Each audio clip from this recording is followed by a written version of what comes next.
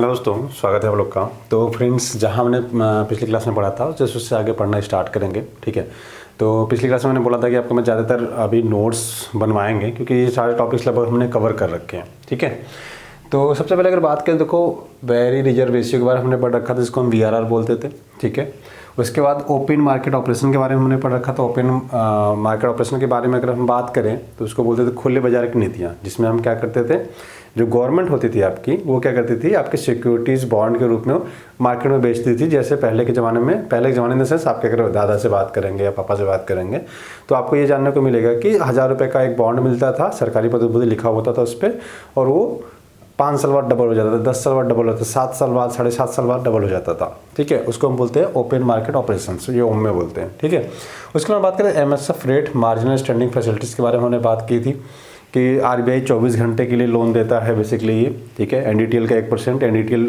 अगर आपने नहीं पढ़ा तो पिछली क्लास जाकर रिवाइज करिए। और उसके अलावा मैंने बताया था आपको बैंक रेट या बैंक दर की अगर हम बात करें तो मैंने बताया था कि टाटा का एग्जाम्पल लिया था कि आपने कोई एक कंपनी खोली थी, ABC इधर लिखा था, मैंने याद है आपको कि बैंक रेट ये होता है। ठीक है, कि आप नए स्टार्टअप्स हो, नई कंपनी आपने स्टार्ट की और आपने टाटा इतनी बड़ी कंपनी थी कि आपको पहली बार उसके साथ काम करने का मौका मिला, और आपने क्या सोचा कि यार मैं इसको बोलूँगा पैसे के लिए तो कहेंगे यार छोटे छोटे कंपनियों के साथ हमें बिजनेस नहीं करना है। तो बेसिकली आपने स्टार्ट कर दिया, आपके पास पैसे नहीं थे, 100 करोड़ मान लो, 100 करोड़ का एग्जांपल दिया था। फिर टाटा ने कहा अच्छा ठीक है मैं एक काम करता हूँ, आप काम फिनिश करिए, तो उससे पहले मैं आपको चेक काट के, काम जब फिनिश होगा उसके बाद का चेक दूंगा, लेकिन डेट डाली क्या 6 महीने बाद की। अब वही चेक लेके हम SBI के पास गए थे, SBI ने बोला कि 97 करोड़ देंगे, 100 करोड़ तो नहीं देंगे क्योंकि 6 महीने तक मुझे वेट करना पड़ेगा। वही चेक बुक लेके कौन चला गया, बैंक चला गया RBI के पास। तो RBI ने कहा 99 करोड़ देंगे, 1 करोड़ हम नहीं देंगे। ठीक है, तो ये सिस्टम फॉलो होता है बेसिकली, इसी को हम बैंक रेट या पेनल्टी रेट भी कई बार हम इसको बोल देते हैं। तो एक एक करके हेडिंग डालिए, मैंने इसलिए पहले से लिख रखा है कि आपको थोड़ी सी आसानी रहे और समय भी हमारा बचे। तो सबसे पहले हम बात करेंगे वेरी रिजर्व रेशियो या परिवर्तनीय कोष अनुपात, इसको बोलते हैं। इसके अंदर मैंने 2 चीज़ें बताई थी, एक को बोलते हैं CRR, एक को बोलते हैं SLR। CRR को बोलते हैं कैश रिजर्व रेशियो और SLR को बोलते हैं स्टेटरी लिक्विडिटी रेशियो। बेसिकली मैंने बताया था कि ये फिक्स होता है। ठीक है, मतलब फिक्स इन द सेंस इस पे ये RBI के पास रखते हैं, दोनों पैसे RBI के पास रख सकते हैं। ठीक है, ये बेसिकली RBI के पास रखते हैं मेनली। ये चाहे तो अपने पास आप बॉन्ड के रूप में इन्वेस्ट करके रखिए या गोल्ड के रूप में रखिए, ठीक है, या तो कैश के रूप में रखिए। ठीक है, तो इसमें क्या करता था RBI, कोई ब्याज नहीं देता था। मैंने बताया था 4, जनरली ये 4% के आसपास होता है। अगर आप देखोगे ना, अगर जस्ट गूगल करिए, जब आप वीडियो देख रहे हो तभी गूगल करिए, वीडियो पॉज करिए, जैसे जाइए क्रोम में या जो भी ब्राउजर यूज़ कर रहे हो, मोबाइल में कर रहे हो तो ठीक है, मोबाइल में या लैपटॉप में देख रहे हो तो लैपटॉप में, अब जाके जिससे आप गूगल करिए कि CRR करंट रेट। ठीक है, तो RBI की वेबसाइट है, तो RBI की वेबसाइट पे जाएंगे तो हर 3 महीने 2 महीने के बाद मीटिंग होकर अपडेट होता है, जनरली 3 महीने पर अपडेट होता रहता है। तो RBI की वेबसाइट पे जाएंगे तो प्रेस रिलीज करके आता है, वहाँ पे मिल जाएगा, या पैसा बोलता है .com पे जाएंगे, RBI का ही वो वेबसाइट है तो उस पर भी आपको मिल जाएगा। ठीक है, RBI.co.in पे जाएंगे तो वहाँ पर मिल जाएगा आपको। ठीक है, चलिए तो हेडिंग डाल लीजिए VRR या वेरी रिजर्व रेशियो या परिवर्तनीय कोष अनुपात। इसके अंदर लिखिए RBI एक्ट 1934 के अनुसार प्रत्येक व्यापारिक बैंक को अपनी कुल राशि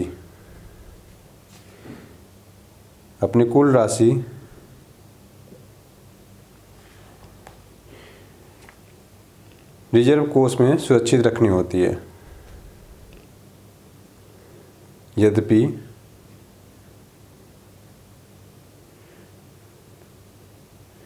मैंने कुल बोल दिया, कुछ कुल सारा कुल मतलब कंप्लीट हो जाता है, कुल नहीं कुछ लिखिएगा। ठीक है, मैं फिर से एक बार रिपीट कर देता हूँ। RBI एक्ट 1934 के अनुसार प्रत्येक व्यापारिक बैंक को अपनी कुछ राशि रिजर्व कोष में सुरक्षित रखनी पड़ती है। कुछ होता है ना 4% के आसपास, 22%, ये मैंने बताया आपको जस्ट। इसके ये हेडिंग डाल के लिखेंगे भी ना, तो परेशान नहीं होइए।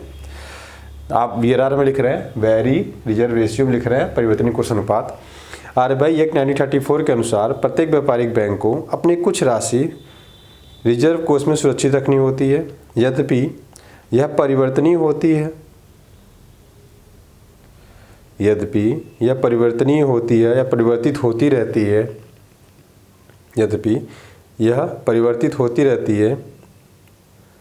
यह रिजर्व कोष 2 प्रकार का होता है। यह रिजर्व कोष जो होता है दोस्तों, ये बेसिकली 2 प्रकार का होता है। कौन कौन सा होता है? CRR cash reserve ratio, heading डाल लीजिए CRR नंबर 1 यहाँ पे लिख लीजिए, ठीक है। ए बी सी, ए लिख के बी लिख के ऐसे कर लीजिए, ए और इसको लिख दीजिए बी। तो ये लिखिए CRR, जिसको हम बोलते हैं कैश रिजर्व रेशियो। अगर हिंदी में बात करें तो नगद आरक्षित अनुपात बोलते हैं, ठीक है।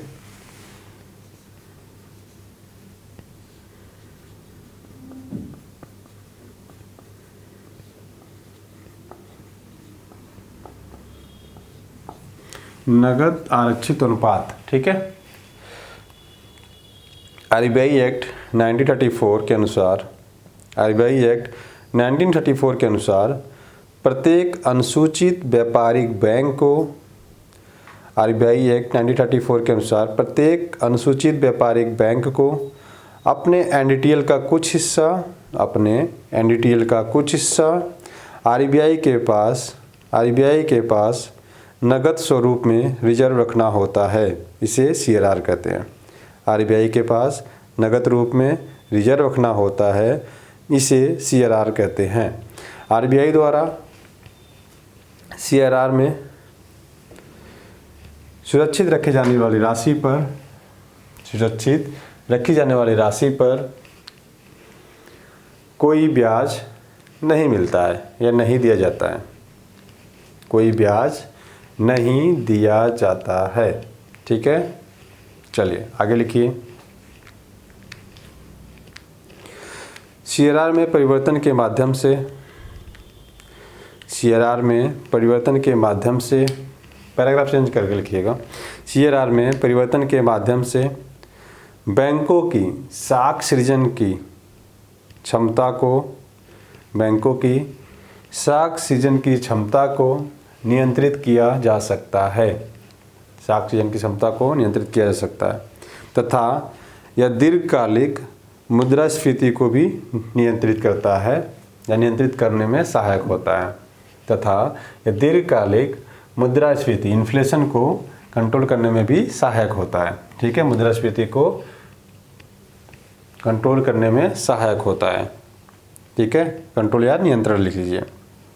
कैसे, देखो, अगर मैं CRR का रेट बढ़ा दूं, CRR इन द सेंस कि अगर मान लीजिए पहले मैंने बोला कि 100 रुपये में 4 रुपये रखना है, फिर मैं कह दूं कि नहीं 4 के बजाय 5 रुपये रखिए, तो बैंकों का 1 रुपये कम हो गया ना, क्योंकि इस पर कोई ब्याज दर नहीं मिलना, कुछ भी नहीं मिलना होता है, ठीक है। तो बैंक जनरली देखोगे तो आपने अगर 100 रुपये जमा किया, मान लेते 100 रुपये जमा किया, तो अगर मैं एवरेज मान लूँ कि 4% आप यहाँ दे रहे हो और आपका SLR वैसे तो 20% मान लेता हूँ मैं SLR कर रहा हूँ, तो 24% यहाँ निकल जाते, तो आपके पास बचते कितने हैं? 76%। इसी 76 रुपये को बैंक्स लोन के रूप में देते हैं, ठीक है।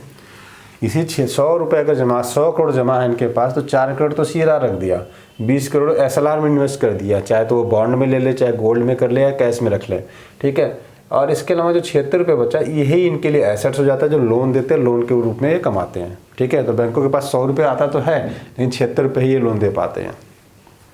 चलिए अब हेडिंग डालिए SLR, स्टैट्यूटरी लिक्विडिटी रेशियो, सांविधिक तरलता अनुपात। हिंदी में भी लिख लीजिए, लिख लेता है।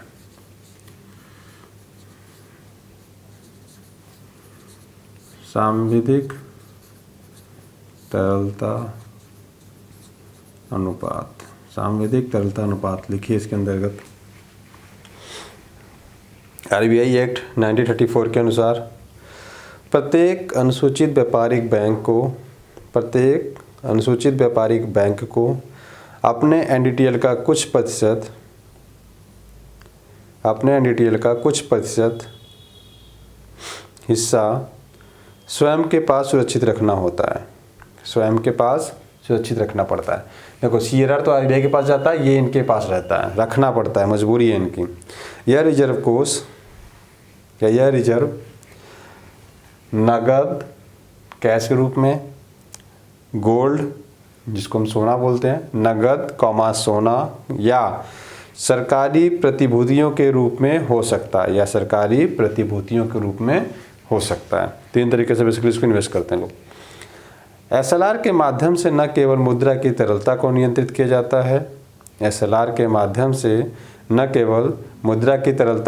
किया जाता है, बल्कि यह सरकारी प्रतिभूतियों की मांग और आपूर्ति को भी प्रभावित करता है। ठीक है। अब सिंपल सी बात है, अगर मैं ये SLR को बढ़ा दूँ 20% के बजाय मैं कहूँ 25% करना है, तो बैंकों से 5% पैसे और कम हो जाएंगे, राइट। जिसका मतलब ये हुआ कि बैंकों के पास जहाँ 76 रुपये बच रहे तो वहाँ 71 रुपये बच जाएगा, 71 रुपीज़ बचेगा। तो बैंकों के पास पैसे कम हो गए, जब कम हो गए तो लोन कम दे पाएंगे, जब लोन कम देंगे तो मार्केट में पैसा कम जाएगा, इंडस्ट्री के पास पैसा कम जाएगा, तो महंगाई कंट्रोल हो जाती है, ठीक है। तो इससे भी RBI करता है, शीरा से करता है, repo rate, reverse repo rate से करता है। अब बात करते हैं ओपन मार्केट ऑपरेशन, ठीक है। ओपन मार्केट खुले बाजार की नीति इसको बोलते हैं। ओपन मार्केट ऑपरेशन ये हो गया आपका इधर से सामयिक तरलता अनुपात हमने पढ़ लिया, ठीक है। अब लिखिए ओपन मार्केट ऑपरेशन के अंतर्गत हेडिंग डाल के, इसके अंतर्गत RBI खुले बाजार में, इसके अंतर्गत RBI खुले बाजार में सरकारी प्रतिभूतियों का क्रय विक्रय करता है। खुले बाजार में सरकारी प्रतिभूतियों का क्रय विक्रय करता है। यदि RBI सरकारी प्रतिभूतियों का क्रय विक्रय करेगा, यदि RBI सरकारी प्रतिभूतियों का क्रय करेगा, क्रय विक्रय नहीं, क्रय लिखिए, क्रय मतलब बाई, ठीक है। यदि RBI सरकारी प्रतिभूतियों का क्रय करेगा तो बाजार में तरलता बढ़ जाएगी। कैसे, अब देखिए, ठीक है, देखते हैं। दो टर्म है, एक तो या तो बाई का है या तो सेल का है। मान लेते हैं RBI क्या कर रहा है, ओपन मार्केट ऑपरेशन में क्या करते हैं ये लोग, सिक्योरिटी, बॉन्ड सिक्योरिटी, जो तो बॉन्ड को क्या करते हैं, खरीदते हैं, बेचते हैं।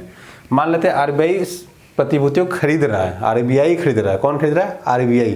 जब RBI खरीदेगा तो क्या होगा, RBI क्या करेगा, लोगों को पैसा देके उनसे बॉन्ड का पेपर जो दिया था वो बॉन्ड का पेपर लेगा। इसमें क्या होगा, इसमें दोस्तों ये होगा कि जो पैसा RBI के पास पड़ा था वो किनके पास जाएगा, कस्टमर्स के पास, या जिन्होंने ये प्रतिभूति खरीदी थी उनके पास जाएगा। इसका मतलब ये है कि मार्केट में पैसा बढ़ेगा या घटेगा, मार्केट में पैसा बढ़ेगा। कैसे, ये बॉन्ड पेपर मैंने मान लेते खरीद रखा था, ठीक है, किससे, RBI से। मैंने बहुत पहले का 2 साल 5 साल पहले मान लेते मैंने ये बॉन्ड पेपर खरीद रखा था 1000 रुपये का। अब RBI क्या कर रहा है, कह रहा है कि भैया ये बॉन्ड पेपर मेरे पास लेके आओ और मेरे से 2000 रुपये लेके जाओ, क्योंकि 5 साल बाद डबल भी तो होना था, है ना।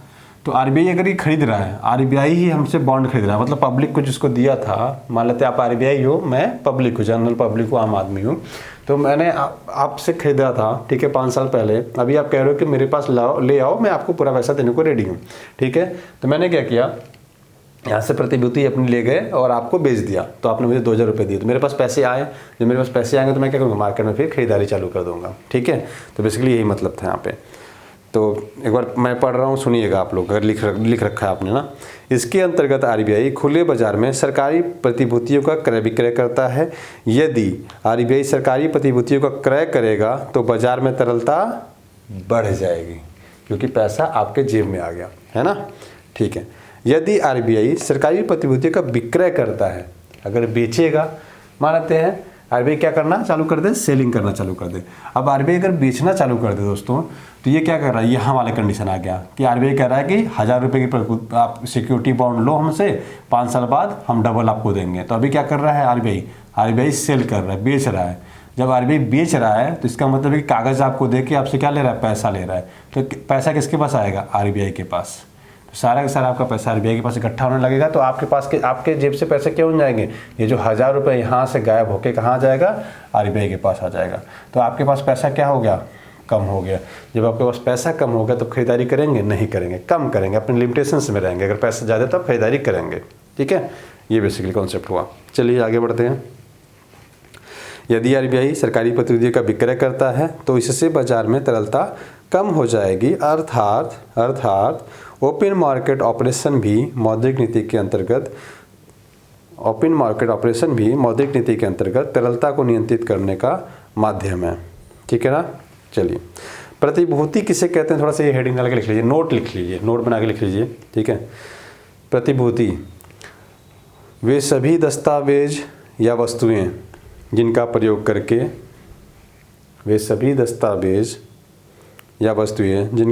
करके बाजार से फंड की उगाही की जा सकती है, प्रतिभूति कहलाती है। वे सभी दस्तावेज जो बाजार से फंड की उगाही की जा सकती प्रतिभूति कहते हैं। सरकार द्वारा जारी की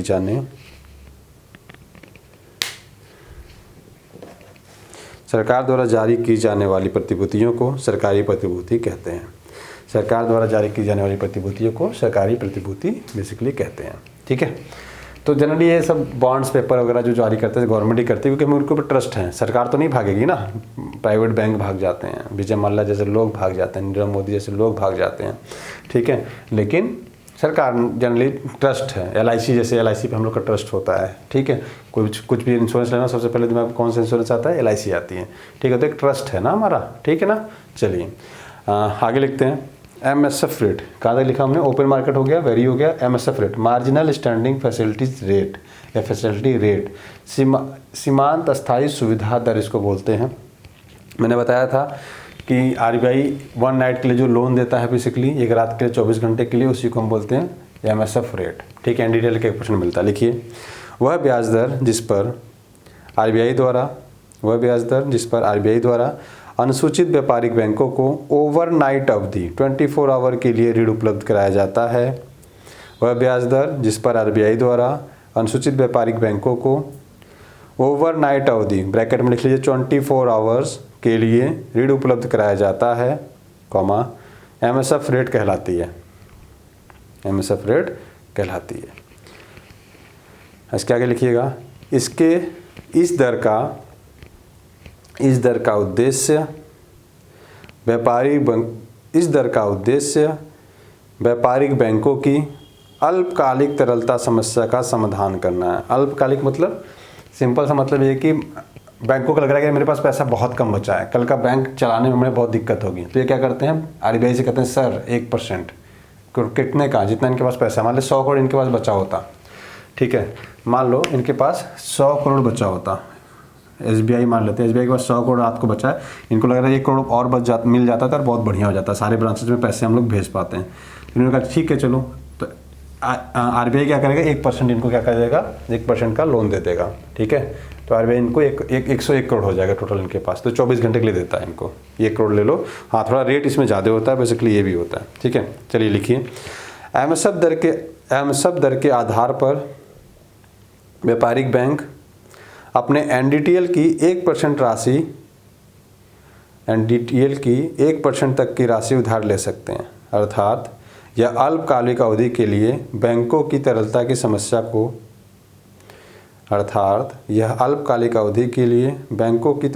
समस्या को दूर करने में सहायक है।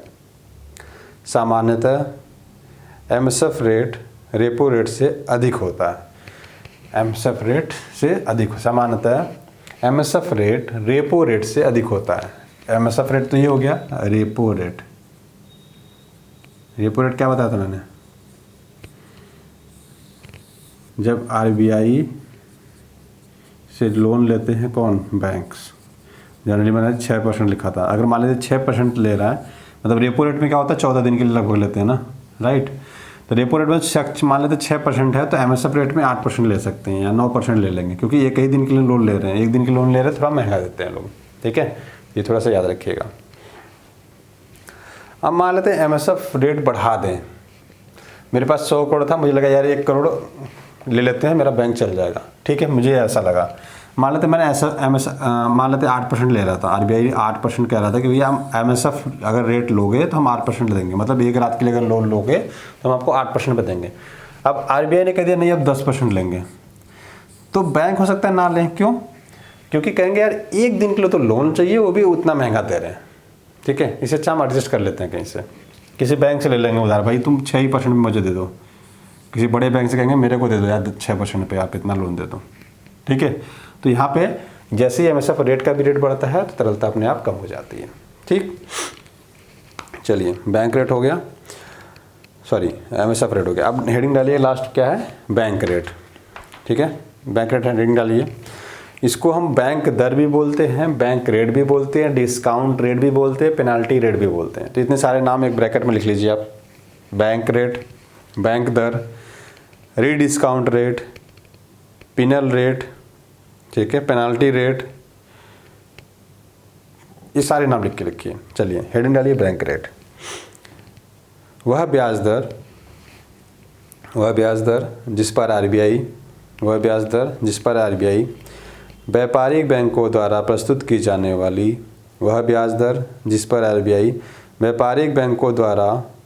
जाने वाली प्रतिभूतियों पर पुनर्कटौती करता है। वह ब्याज दर जिस पर आरबीआई व्यापारिक बैंकों द्वारा प्रस्तुत की जाने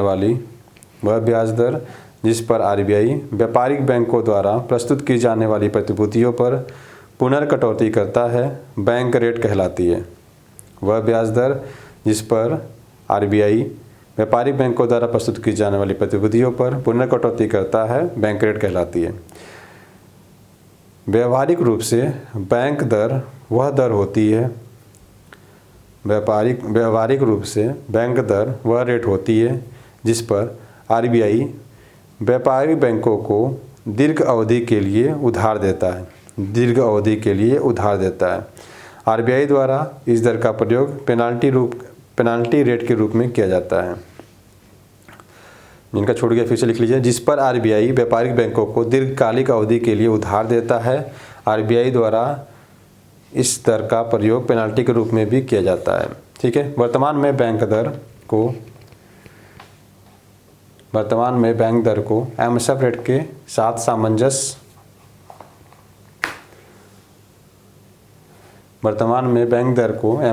साथ सामंजस्य के लिए एक समान कर दिया गया है।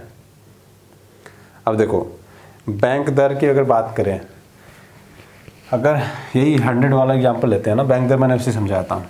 मान लेते हैं 100 करोड़ का चेक लेके गया बैंक आरबीआई के पास, है ना।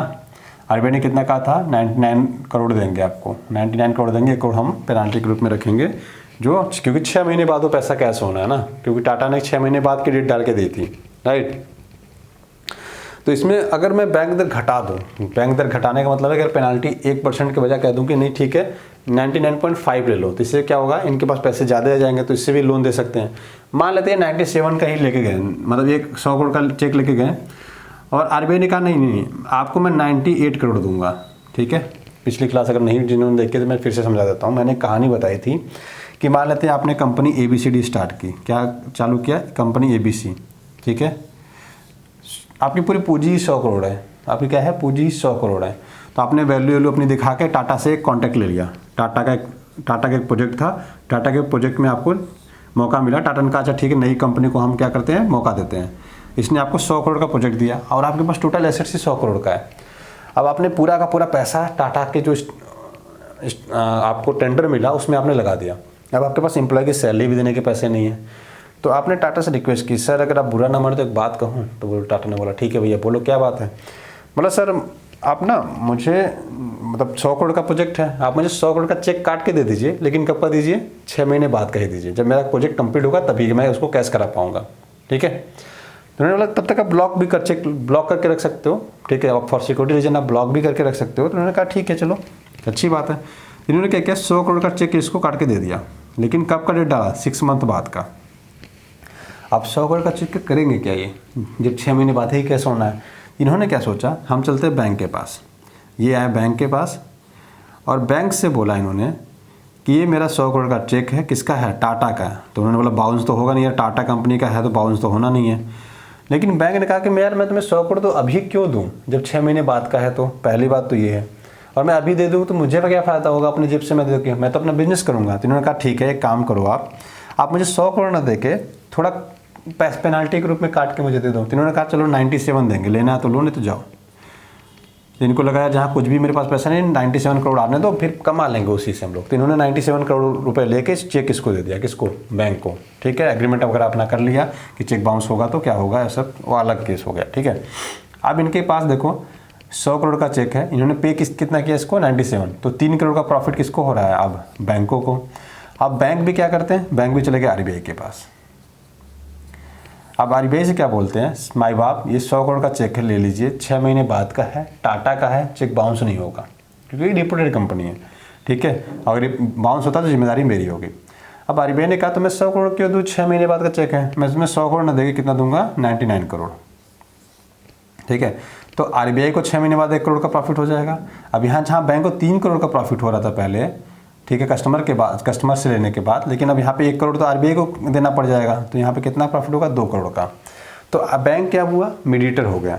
100 करोड़ का चेक भजने वाला था 6 महीने बाद, फिर भी इसने कैश करा लिया 97 करोड़ में, 3 करोड़ रुपये इसके पास एक्स्ट्रा हो गए, मतलब बच गए इसका। 100 करोड़ का तो चेक अभी भी है ना, लेकिन इसको कितना दिया, 97, ठीक है, 3 करोड़ बचा था। अभी 100 करोड़ का चेक लेके आरबीआई के पास गया, आरबीआई बोला 1 करोड़ काट के दूंगा, तो इसने क्या किया, 99 करोड़ रुपए बैंक को दे दिया। तो बैंक भी खाली। आप चेक किसके पास आ गया लास्ट में, आरबीआई के पास। कितने करोड़ का, 100 करोड़ का। आरबीआई ने कितना दिया बैंक को, 99 करोड़। आरबीआई ने कितना दिया, 99 करोड़ दिया। तो आरबीआई को कितने करोड़ का प्रॉफिट हो गया, 1 करोड़ का। तो जो एक काटा ना 1%, ठीक है, 1 करोड़ का है, तो यही पेनाल्टी रेट है या बैंक रेट है बेसिकली आपका, ठीक है। तो यही मैं आपको यहाँ पे समझा रहा था। अगर यही मैं आरबीआई कह देता कि नहीं 99 नहीं दूंगा, कितना दूंगा, 98 दूंगा, ठीक है, 2 करोड़ अपने पास रख लिया। अब देखो बैंक का प्रॉफिट क्या हो जाएगा, बैंक जहाँ 2 करोड़ कमा रहा था वहाँ पे उसका घट के क्या हो जाएगा, 1 करोड़। तो बैंकों के पास पैसा क्या हो गया, कम हो गया। कब, जब इसने बैंक रेट अपना बढ़ा दिया। पहले बैंक रेट कम रखा, बोला 1 ही रुपये लूँगा, फिर बोला नहीं 2 रुपये लूँगा, तो बैंक का रेट क्या किया, अपना बढ़ा दिया। जब बैंक रेट अपना बढ़ा दिया तो इनके पास पैसे बैंक के पास कम हो जाएंगे। बैंक के पास पैसे कम हो गए, इसका मतलब है बैंक के पास लिक्विडिटी कम होगी, तरलता कम हो गई। जब बैंक के पास पैसे कम हो गए तो इंडस्ट्री को लोन कम देंगे, लोगों के पास पैसे कम जाएंगे, लोगों के पास कार लोन, होम लोन देने की कैपेसिटी बैंक की कम हो जाएगी। जब इंडस्ट्री के पास कम पैसे रहेंगे तो इंडस्ट्री क्या करेगी, ग्रोथ कम कर पाएंगे, क्योंकि फैक्ट्री नहीं पाएंगे। जब वो फैक्ट्री कम लगाएंगे तो उसमें क्या हो जाएगा कि लोगों को रोजगार कम हो जाएगा, लोगों को रोजगार कम मिलेगा, तो बेरोजगारी भी इससे बढ़ सकती है, ठीक है। तो ये सोचने का 2 तरीका है, एक तो बेरोजगारी बढ़ सकती है, दूसरा क्या हो सकता है, दूसरा ये भी हो सकता है कि जॉब लॉसेस भी हो जाए, फैक्ट्री को लॉस भी होने लगे, तो हो सकता है जॉब से निकाल भी दिया जाए। हाँ, अगर ये इनके पास 2 करोड़ आता तो 1 करोड़ एक्स्ट्रा होता, 1 करोड़ रुपये इंडस्ट्री को लोन देते, फिर एक नई फैक्ट्री लगाता, तो लोगों को एम्प्लॉयमेंट देता, लोगों को रोजगार मिलता, तो बेरोजगारी कम होती। एक तरीका हो सकता है। दूसरा, फैक्ट्री लगाते, लोगों को पैसे आता तो लोग खरीदारी करते, ठीक है, तो इससे महंगाई भी बढ़ सकती है। सबके प्रोज एंड कॉन्स, एक ही चीज़ के 2 इम्पैक्ट दिखेंगे आपको, ठीक है। ज़्यादा पैसा आने से क्या होता है, लोगों को रोजगार तो मिलेगा, ठीक है, लोन ज़्यादा लोगों से देने से रोजगार भी मिल सकता है, प्लस महंगाई भी बढ़ सकती है। कार लोन, होम लोन लेना चालू कर दे तो इससे भी क्या हो जाएगा, महंगाई बढ़ जाएगी, ठीक है। तो नेक्स्ट लेक्चर में दोस्तों हम लोग क्या करेंगे, चयनात्मक उपकरण नियंत्रण पढ़ेंगे कि चयनात्मक क्या होते हैं। इसमें ना हमने ये सारी क्वांटिटी पढ़ ली ना मात्रात्मक रूप से, कि मात्रा को कम ज़्यादा करके हम क्या कर सकते हैं, महंगाई को कम और ज़्यादा कर सकते हैं। अब नेक्स्ट लेक्चर में जब हम लोग मिलेंगे तो हम लोग पढ़ेंगे दोस्तों चयनात्मक उपकरण, ठीक है, या चयनात्मक नियंत्रण कैसे करते हैं, नैतिक दबाव, मोरल्स कैसे करते हैं, वो सारी चीज़ें हम देखेंगे, ठीक है। तो इस वीडियो में अभी तक यही रखते हैं। Thank you.